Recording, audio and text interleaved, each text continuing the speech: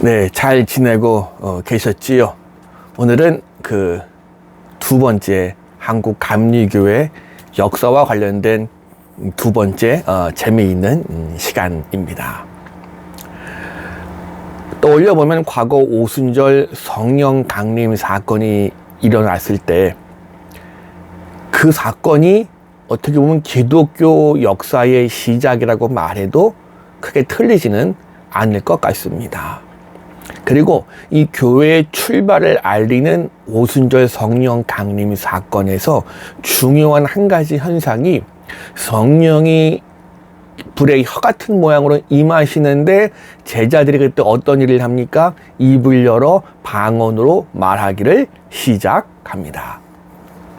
여기 모인 사람들은 유대 출신으로 유대 말 밖에는 모르던 제자들의 입에서 온갖 이방인들의 언어가 튀어나오기를 시작합니다. 그 결과 이들이 모인 곳을 지나가던 많은 이방인들이 자신들의 언어로 복음 전하는 것을 듣게 됩니다. 이렇게 방언 또는 그들의 말, 서로 이질적인 문화를 지닌 사람들을 연결해줬던, 어떻게 우리식으로 말하면 그 당시 통역이고 번역이었습니다. 이후 기독교 신앙과 역사는 바로 이런 방언, 즉 언어의 번역, 통역으로 전개되기를 시작합니다. 한 나라에서 다른 나라로, 한 민족에서 다른 민족으로 복음이 전해질 때마다 통역이 되어야 됐고, 글이, 하나님의 말씀이 번역되어야만 했거든요. 그런 의미에서 지난 시간에 말씀드렸던 1882년 3월 24일 만주 심양 봉천입니다. 여기서 인쇄된 예수 정교 누가 복음 전서, 발음이 좀 힘들지요. 최초의 한글 성경이라는 어떤 역사적인 상징이 있지만 그 이상의 의미를 가진다고 할 것입니다.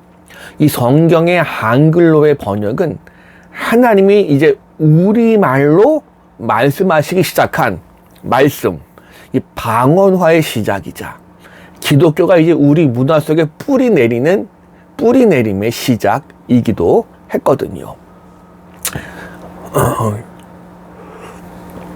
처음 성경을 한글로 옮기는 작업은 선교사와 조선인들의 합동 작업이었습니다. 어쩔 수 없지요. 선교사는 기본적으로 헬라어 성경과 영어 성경을 텍스트, 중요한 대본으로 했고요. 조선인들은 그들이 읽을 수 있던 언어, 즉 중국어로 번역된 성경, 한문의 성경을 대본으로 해서 우리말로 한 절씩 비교하면서 번역해 나가기를 시작합니다. 로스 선교사에게 처음 한글을 가르쳐준 이응찬을 비롯해서 김기진, 이성아, 최성균 등 성경 번역에 참여한 조선인들은 하나같이 평안도 의주 출신이었습니다. 여기서 우리가 느껴지는 게 뭐가 있을까요? 평안도 의주 출신이고 이때까지는 아직 표준말이 우리나라에 정립되기 전입니다. 그러니 번역된 성경 본문은 이른바 평안도 사투리 1색일 수밖에 없었습니다. 예를 들면 이런 식입니다.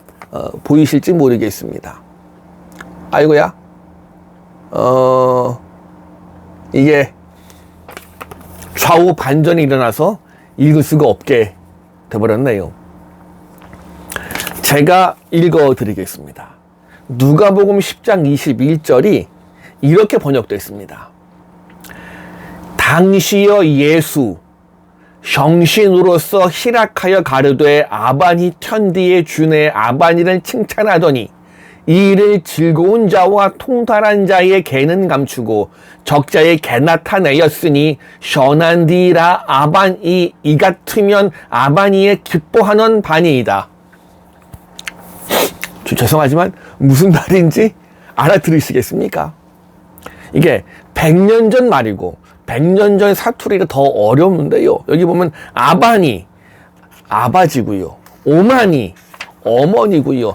천디, 천지, 선한드라, 선한지라. 이 평안도 사투리 역시 우리에게 어색합니다. 그런데 문제는 이 성경을 번역하던 평안도 의주 출신 사람들에겐 이게 그들의 표준어인 겁니다.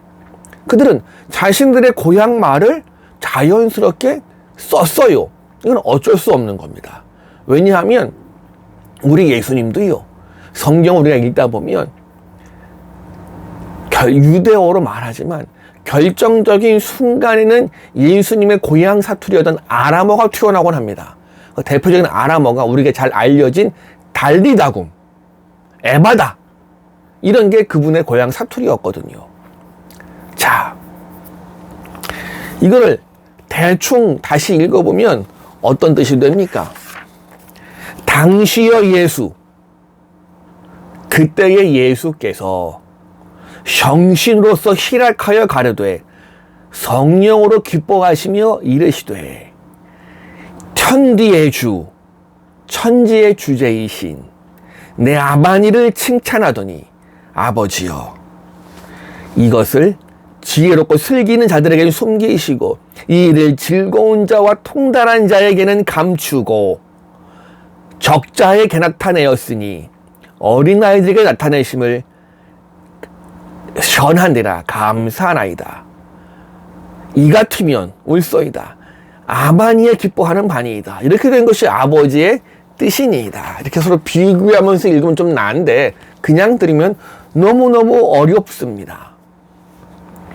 또 이 당시 성경을 번역하던 평안도 의주, 이 사람들 대부분 다 장사하던 이 강을 건너서, 의주에서 강을 건너서 만주, 봉천으로 왔다 갔다 하던 장사하던 분들입니다. 상인들이다 보니 이들은 일상적으로 쓰는 평범한 말 가운데 성경 어휘를 종종 찾고는 합니다. 누가복음 22장 7절과 8절은 우리말은 이렇게 되어 있습니다. 6월절 양을 잡을 무교절 날이 이른지라 예수께서 베드로와 요한을 보내시며 이르시되 가서 우리를 위하여 6월절을 준비하여 우리로 먹게 하라. 이게 이 당시 번역본은 이렇습니다. 누룩 금하던 날이 오니 넘넌절 양 잡넌 때라 예수 피들려 안내를 보내어 가르되 너희가 넘년 절연석을 예비하여 우리를 먹게 하라 하니. 이게요, 어떻게 보면 이게 좀 더 정확한 번역인지도 모르겠습니다. 이 번역을 나중에 좀 더 표준어로 바꾸고 우리의 익숙한 말로 바꾸면서, 문제는 이 한자 문화권을 아직 벗어나지 못하던 때라 한문을 좋아하던 좀 유식한 번역자들이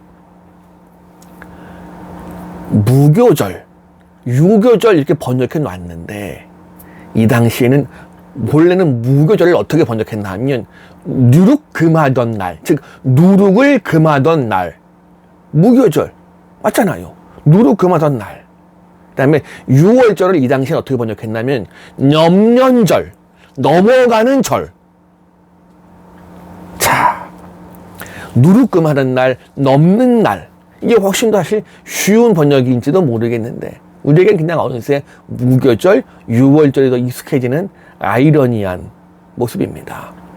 이 당시에 상당히 쉬운 말, 그들이 주로 쓰던 말로 번역을 했습니다. 다만 지금 우리말이 없는 이른바 어떻게 말하면 좋을까요?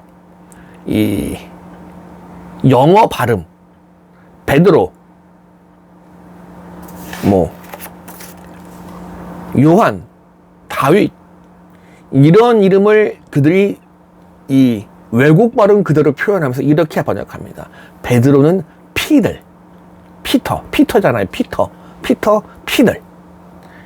요한, 존, 요한네.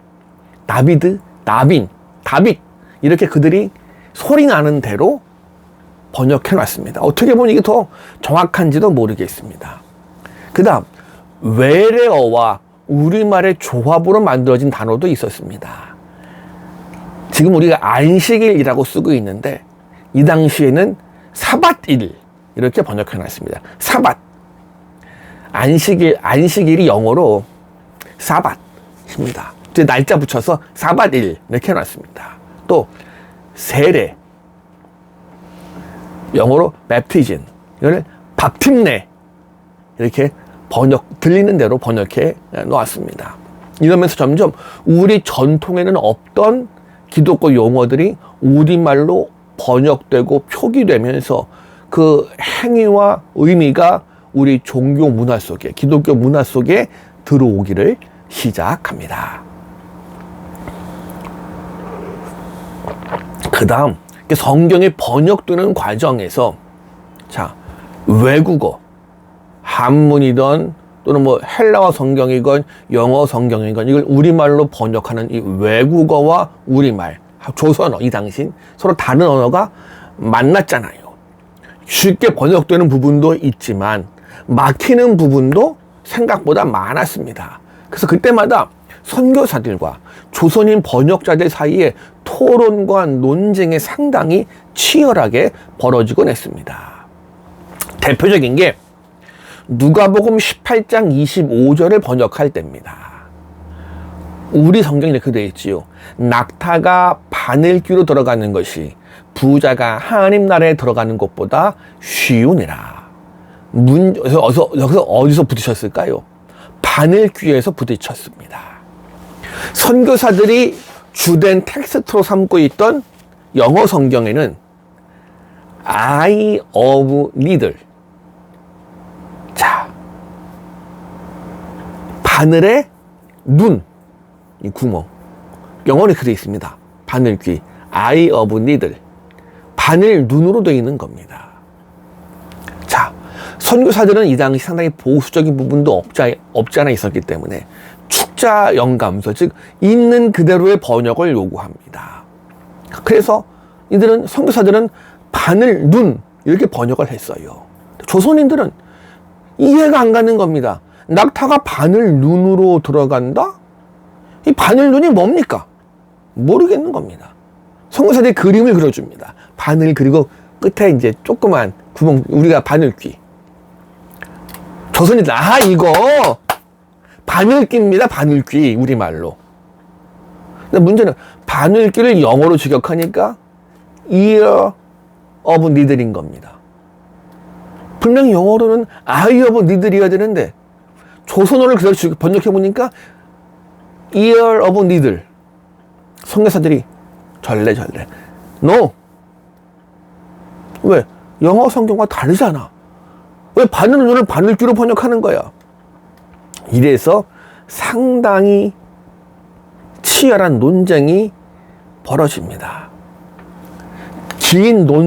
다행히 긴 논쟁 끝에 한글의 성경은 조선인들이 이해하기 쉽게 번역되어야 된다는 원칙, 이게 축자 번역의 원칙을 눌러서 완성된 본문은 바늘귀로 번역이 됩니다.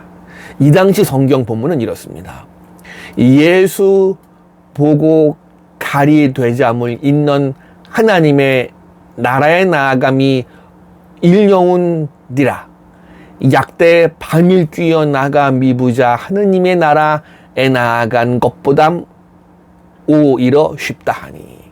자, 이렇게 바늘 눈이 아니라 바늘 귀로 번역된 게 별거 아닌 것 같지만요, 번역의 주도권이 선교사보단 조선인들에게 있었음을 알려주는 대표적인 예였다고 할 수가 있습니다.